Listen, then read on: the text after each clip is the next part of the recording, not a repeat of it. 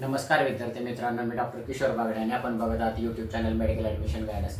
या चॅनलद्वारे medical admission संदर्भात लागणारी सर्व माहिती विद्यार्थी व पालक यांच्या गरजा लक्षात घेऊन वेळोवेळी प्रसारित केली जाते। तरी हा चॅनल अजून सबस्क्राइब केला तर सबस्क्राइब करा, बेल आयकॉनवर क्लिक करा आणि आपल्या मित्रांना शेअर करा। आता मेडिकल ॲडमिशन प्रोसेस सुरू झालेली आहे आणि सर्वात महत्त्वाचा भाग म्हणजे कोर म्हणता येईल आपल्याला, प्रेफरन्स फिलिंग चालू झालेली आहे महाराष्ट्र काउन्सिलिंगची। तर आजचा आपला विषय आहे महाराष्ट्र काउन्सिलिंगची MBBS ची प्रेफरन्स फिलिंग कशी करायची। तर मित्रांनो, प्रेफरन्स फिलिंगचे बेसिक रूल्स लक्षात घ्या आणि काउंट कसे होतात हे लक्षात घ्या। साधारणपणे बऱ्याच विद्यार्थ्यांचा आणि बऱ्याच पालकांचा गैरसमज काय आहे की जे कॉलेजचे कट ऑफ कमी आहेत किंवा जे कॉलेज आपल्याला मिळू शकतात ते पहिल्यांदा टाकायचे आणि बाकीचे खाली टाकायचे, म्हणजे डिसेंडिंग ऑर्डर मध्ये। तर मित्रांनो, तुम्ही असं अजिबात करू नका।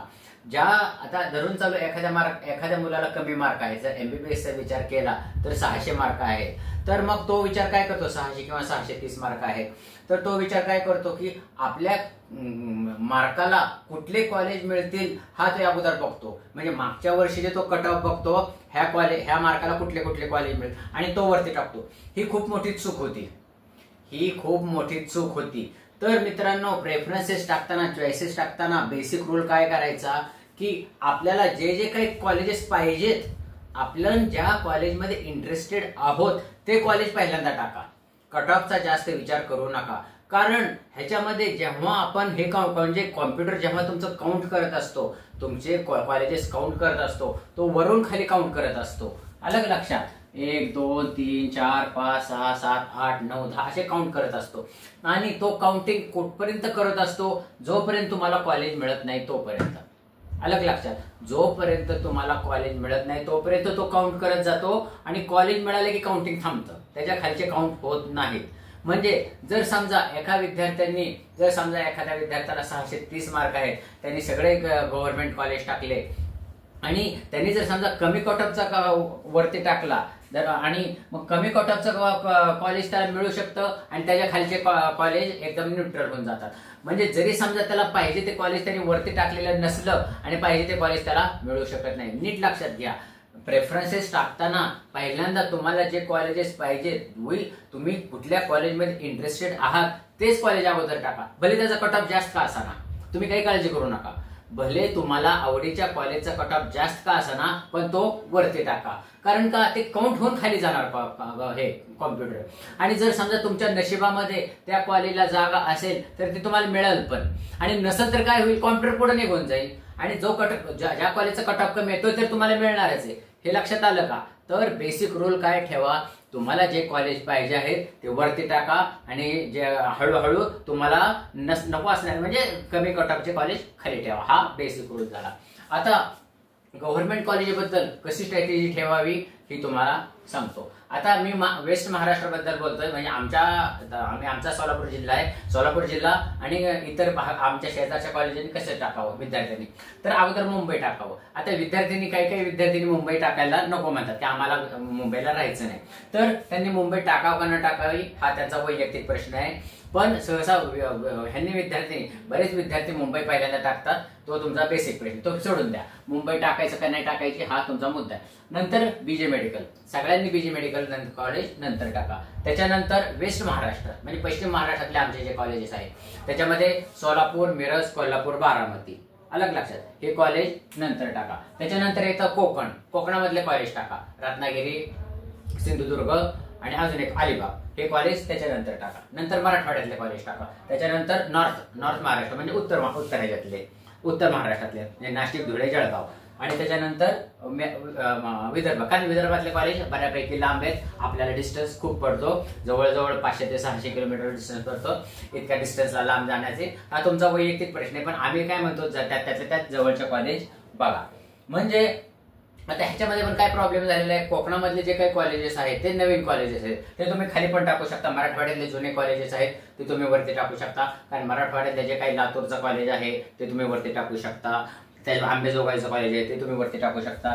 त्याचप्रमाणे विदर्भातले पण काही कॉलेज जुने आहेत ते तुम्ही हा तुमचा वैयक्तिक प्रश्न आहे, पण हा स्टँडर्ड रेटिंग झालं।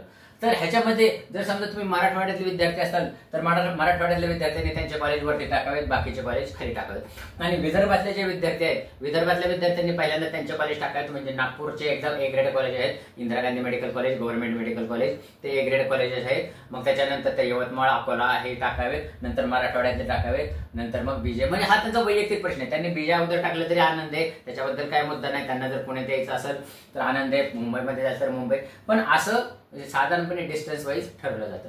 तर मित्रांनो, गव्हर्नमेंट कॉलेजचे प्रेफरन्सेस असे तयार करा। आता त्याच्यानंतर आपण सेमी गव्हर्नमेंटच्या कॉलेजेसचे प्रेफरन्सेस बघू। आता सेमी गव्हर्नमेंटच्या कॉलेजेसचे साधारणपणे वेगवेगळ्या फीनुसारच विचार केला जातो, की बरेच विद्यार्थी, बरेच पालक पहिल्यांदा काय म्हणतात, तर आम्हाला फी स्ट्रक्चर दाखवा। तर आता तर काय, मुलींना सरकारने मुंबई मुलींना मोफत केलेले, त्याचप्रमाणे कॅटेगरीच्या विद्यार्थ्यांना पण बऱ्यापैकी सवलती आहेत, म्हणजे फी हा मुद्दा थोडासा गाऊन झालेला आहे। तर फक्त फी हा मुद्दा कोणासाठी राहिलेला आहे, ओपन कॅन्डिडेटसाठी राहिलेला आहे। ईडब्ल्यूएस साठी 50% आहे, एसीबीसी साठी 50% आहे, म्हणजे बाकीच्यांना सगळ्या सवलती आहेत, मुलींना पण मोफत आहे। तर फी हा मुद्दा थोडासा माग पडतो। तर आता ह्याच्यामध्ये महत्वाचा मुद्दा म्हणजे डिस्टन्स पडतो, डिस्टन्स आणि ग्रेड पण सहसा एवढा काही सगळ्या कॉलेजेसचे साधारणपणे सेमी गव्हर्नमेंट कॉलेजेस जर तुम्ही विचार केला तर सगळे सेमी गव्हर्नमेंट कॉलेजेस साधारणपणे सारखेच आहेत, 10-20% खालीवर। त्याच्यामध्ये ग्रेडचा काही विशेष इश्यू येत नाही। हा, सिटीचा इश्यू येतो, समजा पुणे सिटी किंवा म्हणजे मेट्रोपॉलिटन सिटी मधले कॉलेजेसला जास्त फॅसिलिटी असतात, जसं समजा तालुका प्लेस किंवा सब अर्बन मध्ये जे कॉलेज असतील त्यांना फॅसिलिटी कमी असू शकतात।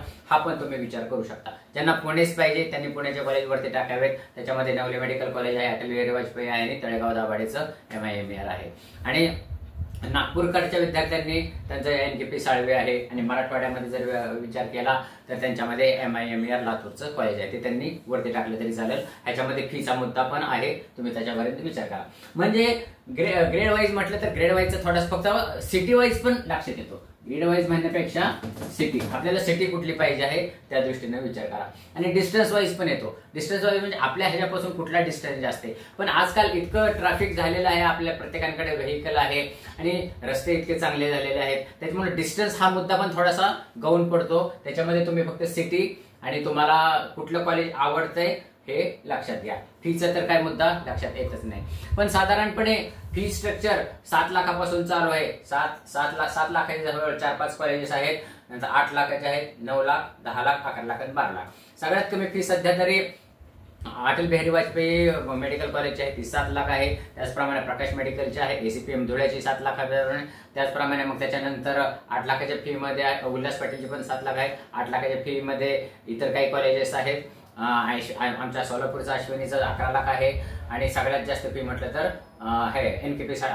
नवले मेडिकल कॉलेजचं 15 लाख आहे, म्हणजे 15 लाख आहे। सर्वात महत्वाचं म्हणजे वेदांत मेडिकल कॉलेज जे आहे, जे प्रायव्हेट मेडिकल कॉलेजच्या लिस्टमध्ये असलं तरी त्याला कुठलीही फी सवलत दिली जात नाही। ते कॉलेज टाकताना 100 वेळेला विचार करा, किंवा तुमचे जे काही मित्र आहेत, तुमचे जे काही काउन्सिलर आहेत त्यांच्याशी चर्चा करा आणि वेदांत मेडिकल टाका। त्याचप्रमाणे जालन्याचं जे काही प्रायव्हेट मेडिकल कॉलेज आहे ते मुस्लिम मायनॉरिटीसाठी, मुस्लिम जे काय विद्यार्थी बांधव आहेत त्यांनी तिथे अप्लाय केले तरी चालेल, कारण त्याचा कट ऑफ सहसा कमी असतो। 100% त्यांनी त्यासाठी अप्लाय करावा, त्याच्यासाठी जे काही डॉक्युमेंट आहेत ते त्यांनी तयार करून ठेवावे।